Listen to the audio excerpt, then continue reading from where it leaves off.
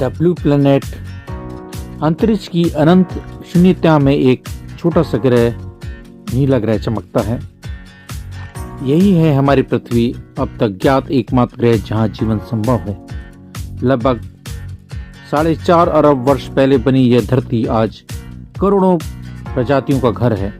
ऊंचे पहाड़, गहरे महासमुंदर, घने जंगल और विशाल रेगिस्तान, हर जगह जीवन ने अपने तरीके से खुद को ढाला है। लेकिन ये सुंदरता स्थायी नहीं है।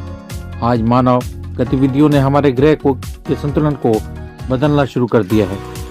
इस डॉक्यूमेंट्री में हम पृथ्वी के प्रमुख पारिस्थितिक तंत्र को समझेंगे और जानेंगे कि इसे कैसे बचा सकते हैं। वन, पृथ्वी के फेफड़े।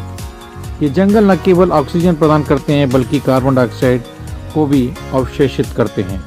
अमेजन वर्षा वन, जिसे धरती का फेफड़ा कहा जाता है, अकेले ही दुनिया की जलवायु को नियंत्रित करने में अहम भूमिका निभाता है।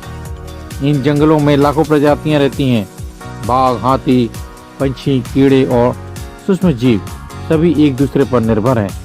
लेकिन हर साल लाखों हेक्टेयर जंगल काटे जा रहे हैं खेती, खनन और शहरीकरण के लिए।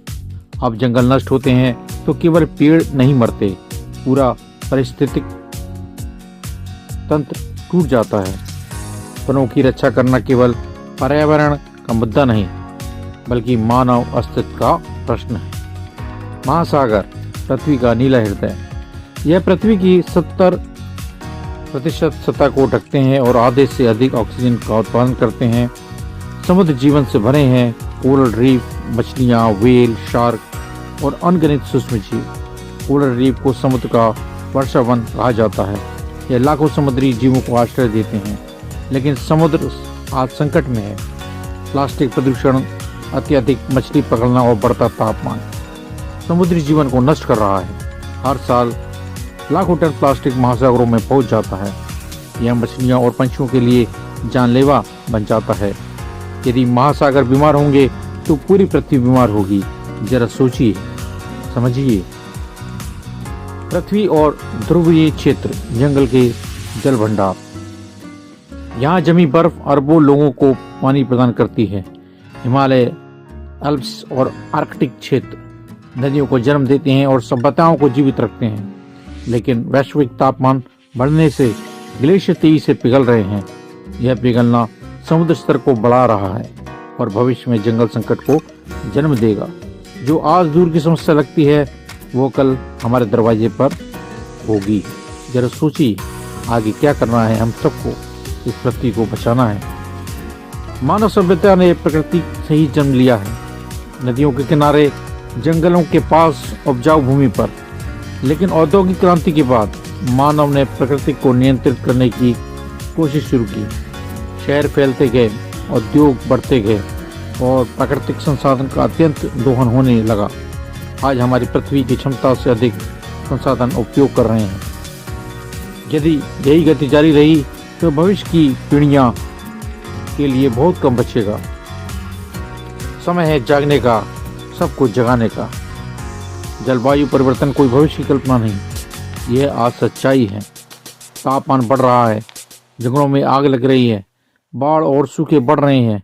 यह सब मानव गतिविधियों का ही परिणाम है। जीवाश्म ईंधन, प्रदूषण और वनों की कटाई। प्रकृति हमें चेतावनी दे रही है। सवाल यह है कि हम सुन रहे हैं। हम कब सुनेंगे कुछ पता नहीं, ऐसे ही चलता जाएगा।